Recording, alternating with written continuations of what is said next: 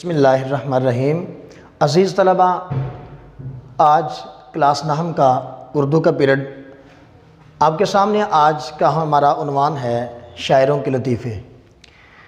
पहले इसबाक में हमने पढ़ा इबारत की तशरीह और मुख्तसर सवालात और बाकी मशक हल करने का तरीका। तो उसी लिहाज से आज का सबक भी हम डिस्कस करेंगे। तो उर्दू में दो अहम पोर्शनल खुलासे के बाद एक तो इबारत की तशरीह है और दूसरा मुख्तसर सवालात के जवाबात कैसे हल करने हैं। इंशाअल्लाह आज के टॉपिक में हम इसको एक्सप्लेन करते हैं। तो सबसे पहले हमारा सबक है शायरों के लतीफ़े। तो फ़र्ज़ कर लें कि हमारे पास क्वेश्चन पेपर है, हम कमरा इम्तिहान में बैठे हैं और कमरा इम्तिहान में बैठने के बाद क्वेश्चन पेपर पे हमारे पास सवाल है कि दर्ज झैल इबारत की तशरीह करें। 5 नंबर का ये सवाल है, 5 नंबर की 2 इबारतें आती हैं, तो ये 10 नंबर का सवाल है। तो 10 नंबर हासिल करने के लिए हमने करना क्या है, देखिए कि सबसे पहले फ़र्ज़ कर लें कि ये हमारे पास आंसर शीट है और क्वेश्चन पेपर पे लिखा हुआ है दर्ज झैल इबारत की तशरीह लिखें। इबारत के अंदर कुछ अल्फाज होंगे जिनके ऊपर ख़त लिखा होगा और सवाल कुछ यूँ देगा कि दर्ज झैल इबारत की तशरीह करें, नेज़ ख़त के शिदा अल्फाज के मानी लिखें। हवाला मतन उसके साथ ही है। तो अब हमने इसको हल कैसे करना है। सबसे पहले तो हमने कहना है सवाल नंबर 1। तो जो सा भी सवाल है, मैंने फ़र्ज़ी सवाल लिखा है सवाल नंबर 1। फ़र्ज़ कर लें कि आपके क्वेश्चन पेपर में वो सवाल नंबर 2 है या 3 है या 4 है, कोई भी है, तो जो सा भी वो सवाल हुआ आपने यहाँ मेंशन कर देना आपकी आंसर शीट के ऊपर कि ये सवाल नंबर 1 है या 2 है। तो मैंने फ़र्ज़ किया कि ये सवाल नंबर 1 है। उसके बाद हमने ऐसा नहीं करना कि ये वो पूरा सवाल इधर हम डिस्कस करें कि दर्ज झैल इबारत की तशरीह करें, नहीं, बल्कि हमने क्या करना है, हमने सिर्फ इतना लिखना है कि इबारत की तशरीह, फ़कत इतना लिखना है इबारत की तशरीह। इबारत की तशरीह के बाद हमने कहना है सबसे पहले हमने लिखना है सबक का उन्वान। सबक का उन्वान, तो इसमें अक्सर तलबा ये गलती करते हैं कि सबक के उन्वान के जगह पे सबक का नाम मेंशन कर देते हैं, हालांकि सबक का नाम नहीं होता। सबक का नाम क्यों नहीं होता ये भी आज के लेक्चर में क्लियर कर लें कि हर वो चीज़ जो पैदा हो या बनाई जाए उसका नाम होता है। हर वो चीज़ जो बनाई जाए या पैदा हो उसका नाम होता है, लेकिन जो चीज़ सुनाई जाए यानी बोली जाए या लिखी जाए उसका नाम नहीं होता, उसका उन्वान होता है। तो सबक भी चूँकि लिखा गया होता है तो लिखी हुई चीज़ का नाम नहीं होता बल्कि उन्वान होता है। तो सबसे पहले हमने ये अपनी करेक्शन करनी है कि सबक के नाम की जगह हमने लिखना है सबक का उन्वान। सबक का उन्वान मार्कर के साथ लिखने के बाद ये तफसीलिया अलामत लिखें। इसके बाद आपने जो भी सबक का उन्वान है, आज का हमारा सबक का उन्वान चूँकि शायरों के लतीफ़े है इसलिए हमने लिखा शायरों के लतीफ़े। उसके बाद हमने कहना उस सबक के हवाला मतन के हवाले से हम बता रहे हैं, तो हमने बताना है सबक के मुसन्नफ़ का नाम क्या है। तो हम यहाँ सबक के मुसन्नफ़ का नाम लिखेंगे। सबक के मुसन्नफ़ का नाम लिखने के बाद ये साइन हम लगाएंगे। जौन सा भी मुसन्नफ़ है सबक का हम यहाँ मेंशन करेंगे। हमारे आज के सबक मुसन्नफ़ हैं मौलाना मोहम्मद हुसैन आज़ाद। तो आज़ाद किसी भी अदीब या शायर का नाम लिखते हुए जब उसके तखल्लुस का ज़िक्र आता है तो उसके ऊपर इस तरह का साइन लगा दिया जाता है। ये उसके इस बात की निशानदेही होता है कि ये उसका नाम नहीं बल्कि उसका तखल्लुस है। उसके बाद सवाल हमारे पास ये था कि दर्ज झैल इबारत की तशरीह करें, नेज़ ख़त के शिदा अल्फाज के माने लिखें, मा हवाला मतन। हवाला मतन वाला पोर्शनल हमने क्लियर कर लिया। अब हमने ख़त के शिदा अल्फाज वाला पोर्शनल हमने क्लियर करना है। तो यहाँ आप सबक के उन्वान की जगह आप लिखें ख़त के शिदा अल्फाज के माने। ख़त के शिदा अल्फाज के माने लिखने के बाद 2 तरीके हैं, या तो आप सीधा सीधा लिखें लफ्ज़ और उसके बाद उसका माना लिख दें। उसके बाद यहाँ आप दूसरा तीसरा इस लाइन वाइज आप उसको लिख सकते हैं, लेकिन अगर आप उसको लाइन वाइज नहीं लिखना चाहते तो आप उसको पार्टीशन कर लें अल्फाज और माने। तो इसमें भी एक और चीज़ अक्सर तलबा गलती कर जाते हैं कि अल्फाज यहाँ लिखते हैं अल्फाज और यहाँ माने की जगह माना लिख देते हैं। हालांकि पीछे आपने अल्फाज जमा का लफ्ज़ इस्तेमाल किया और उसके बाद ये माना जो है ये वाहिद है और इसकी आपस में मुताबिकत नहीं होती। पीछे जमा है तो आगे भी जमा होगा, या तो यहाँ अगर आपने माना लिखना है तो यहाँ अल्फाज की जगह आप लफ्ज़ लिखिए, फिर आप माने की जगह आप यहाँ माना लिख सकते हैं। लेकिन अगर आपने पीछे अल्फाज लिखे हैं तो आप अल्फाज की जगह माना की जगह आप माने ही लिखेंगे, क्योंकि अगर अल्फाज जमा हैं तो इसकी आगे भी जमा ही आएगी, अल्फाज और माने। मैंने सिर्फ समझाने के लिए फ़र्ज़न सबक में से कुछ अल्फाज लिए हैं, उनके मानी मैंने लिखे हैं सिर्फ तरतीब बताने के लिए कि जैसे पहला लफ्ज़ है तकरार। तकरार का माना है बहस। मुरीद का माना होता है चाहने वाला। मेरी, ये मेरी लिखा हुआ है सबक के अंदर, दो लफ्ज़ इस्तेमाल हुआ है, एक सौदाई एक मेरी।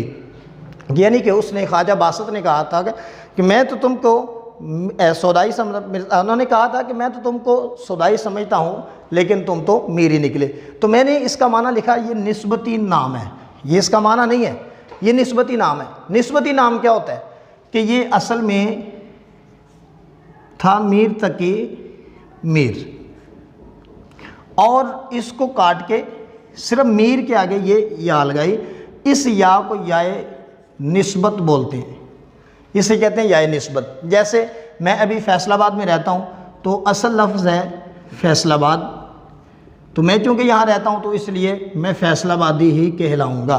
तो ये जो या है इसे निस्बती या कहते हैं। तो इसी तरह ये मीर तक की मीर का तखल्लुस है और ये या उसकी निस्बत है, उस निस्बत की वजह से ये मीर से मीरी बन गया, तो मैंने इसका माना लिखा ये निस्बती नाम है। उसके बाद ये हयात, हयात का माना ज़िंदगी, कज़ा का माना मौत। इस तरह बाकी भी अल्फाज या जो भी इबारत के अंदर अल्फाज होंगे जिनके ऊपर ख़त लिखा होगा उनके आपने मानी यहाँ मेंशन कर देने हैं। आपका दूसरा पोर्शनल भी यहाँ मुकम्मल हो गया। अब है तीसरा हिस्सा सवाल का, दर्ज झैल इबारत की तशरीह करें। हवाला मतन भी हो गया, ख़त की शिदा अल्फाज के मानी भी हो गए। अब है तीसरा पोर्शनल तशरीह का। तो तशरीह में आपने हेडिंग देनी है, बिल्कुल सबक के उन्वान मुसन्नफ़ के नाम के नीचे तशरीह की हेडिंग देने के बाद आपने तशरीह लिखने से पहले मुसन्नफ़ का मुख्तसर सा तारुफ़ बयान कर देना। मुख्तसर से तारुफ़ में आप लिख सकते हैं कि अगर वो नसर है, यानी आज का ये सबक हमारा नसर का सबक है, तो आप यूँ कह सकते हैं कि मौलाना मोहम्मद हुसैन आज़ाद एक अजीम अदीब है, नामवर अदीब है। इन्होंने बहुत सारी किताबें लिखी अदब के ऊपर, बहुत, और इनकी किताबों में से बहुत सारे असबाक हमारी निसाबी कुतुब के अंदर भी शामिल हुए। दर्जा बाला इबारत जिसकी तशरीह आज मतलूब है मुझे, ये भी उन्हीं के लिखे हुए एक सबक में से ली गई है जिसका उन्वान है शायरों के लतीफ़े। आगे आपने जो भी उसकी तशरीह आपने याद की होगी शरह सरमाया से या आपने कहीं से भी आपने पढ़ा है, याद किया, वो लिखें, और उसके अंदर कोटेशन भी आप अपनी इबारत के हवाले से लिख सकते हैं। तो ये था आज का सबक हमारा इबारत की तशरीह के हवाले से। इसका दूसरा हिस्सा हमारा है मुख्तसर सवालात के जवाबात।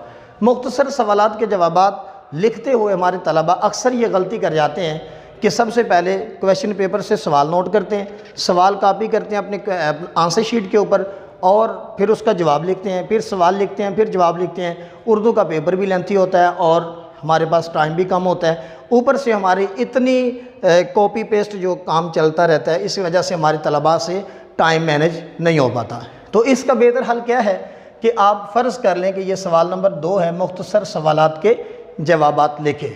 तो मुख्तसर सवालात आपने मुकम्मल नहीं लिखना कि मुख्तसर सवालात के जवाबात लिखें, बल्कि आपने लिखना है मुख्तसर सवालात के जवाबात। तो उसके बाद फ़र्ज़ कर लें कि आज के सबक में हमारे पास ये 5 क्वेश्चन हैं और यही क्वेश्चंस आपके क्वेश्चन पेपर पर हैं, और समझ लें कि ये हमारे पास आंसर शीट है। तो आपने सबसे पहले यहाँ लिखना है जवाब जुज़ नंबर 1, या हर वो जुज़ जिसका जवाब आपने लिखना है वही यहाँ मेंशन कर देंगे, 1 है, 2 है या 3 है। तो मैं चूँकि तरतीब वाइज लिखूँगा, जवाब दूँगा, तो इसलिए मैंने तरतीब वाइज ही लिखा है। जवाब जुज़ नंबर 1। तो सवाल है कि ख्वाजा बासत ने क्या फरमाया। ख्वाजा बासत ने दो लोग जब उनके पास कलाम करने के लिए, अब कलाम पर तकरार हो रहा था, मिर्ज़ा और मीर के कलाम पर तकरार हो रहा था, तो वो दोनों ख्वाजा बासत के पास गए। तो उन्होंने कहा कि उन दोनों के पॉइंट्स सुन के उन्होंने क्या फरमाया। तो हमने पूरा सवाल यहाँ नहीं लिखना, हमने लिखना है ख्वाजा बासत का इजहार ख्याल। ख्वाजा बासत ने क्या इजहार ख्याल किया, पूरा सवाल मेंशन नहीं करना, बल्कि ये हेडिंग हम अपनी तरफ से उसमें से निकाल के बनाएंगे, ख्वाजा बासत का इजहार ख्याल। तो अब उन्होंने जो भी इजहार ख्याल फरमाया वो यहाँ हम इसका पेन के साथ, ये मार्कर के साथ लिखेंगे, ये भी मार्कर के साथ, ये भी मार्कर के साथ, और यहाँ पेन के साथ हम उसके इनके इजहार ख्याल यानी जो भी जवाब होगा वो लिखेंगे। यानी ख्वाजा बासत ने फरमाया था कि दोनों साहिब कमाल हैं, लेकिन फ़र्क इतना है कि मीर का कलाम आह और मिर्ज़ा का कलाम वाह है। इसी तरह सवाल नंबर 2 है कि वो शरीफ ज़ादे की गज़ल सुन के सौदा ने क्या फरमाया। तो सौदा ने, वो पूरा सवाल हम मेंशन नहीं करेंगे कि शरीफ ज़ादे की गज़ल सुन के सौदा ने क्या फरमाया, नहीं, हमने सिर्फ इतना लिखना है कि शरीफ ज़ादे की गज़ल पर सौदा का फरमान। तो अब जो भी उन्होंने फरमाया होगा वो यहाँ जवाब हमने पेन के साथ मेंशन कर देना है। हमने लिखना है कि शरीफ ज़ादे की गज़ल सुन के सौदा ने कहा, मियाँ लड़के जवान होते नज़र नहीं आते। उसके बाद हमारा सवाल है तीसरा कि इंशाअल्लाह खां के इसरार पर जुर्रत ने कौन सा मिसरा पढ़ा। अब सारा सवाल हम मेंशन नहीं करेंगे, हम सिर्फ इतना करेंगे कि जुर्रत का मिसरा। तो जुर्रत ने जो भी मिसरा पढ़ा था वो यहाँ हम लिख देंगे कि इस जुल्फ़ पे फबती शबे देजूर की सूजी। और इसी तरह सवाल नंबर 4 है कि वो बेरोज़गारी, जो उनका ख्वाजा बासत का शागिर्द रोज़ उनको बेरोज़गारी की शिकायत करता था और कहीं दूसरे शहर जाने का इरादा करता था, तो आप उसे क्या फ़रमाते थे। तो पूरा सवाल इतना लंबा लिखने के बजाय हम सिर्फ इतना लिखेंगे, बेरोज़गारी की शिकायत पर ख्वाजा बासत का फरमान। तो जो भी हम उनका फरमान जवाब है वो यहाँ लिखेंगे कि ख्वाजा बासत ने शरीफ बेरोज़गारी की शिकायत पर उसे कहा कि 2 घड़ी मिल बैठने को गनीमत समझो और जो खुदा देता है उस पर सब्र करो। तो ये उसका जवाब होगा। अब सवाल नंबर 5 है हमारे पास, साहिब आलम का जवाब। अब ये सवाल अगर देखें तो बहुत लंबा है, यानी हकीम अहसनुल्लाह खां के पूछने पर उन्होंने क्या फरमाया, क्या जवाब दिया जब वो अपने घर गए और फ़ौरन वापस आए। इतना लंबा सवाल लिखने के बजाय हम सिर्फ इतना कहेंगे, साहिब आलम का जवाब। तो जो भी साहिब आलम ने जवाब दिया है वो यहाँ हम लिखेंगे कि साहिब आलम ने कहा कि ना हम अपनी खुशी से गए हैं और ना ही अपनी खुशी से आए हैं। तो ये इस तरीके से हमारे पास टाइम की भी बचत हो जाती है और इस तरीके से हम पेपर में हमारी अट्रैक्शन भी, प्रेजेंटेशन भी अच्छी हो जाती है, पेपर भी हमारा खूबसूरत लगता है और इस तरीके से हमारा टाइम भी बच जाता है। यही तरीका होता है उर्दू के अंदर टाइम मैनेज करके पेपर हल करने का। वस्सलाम।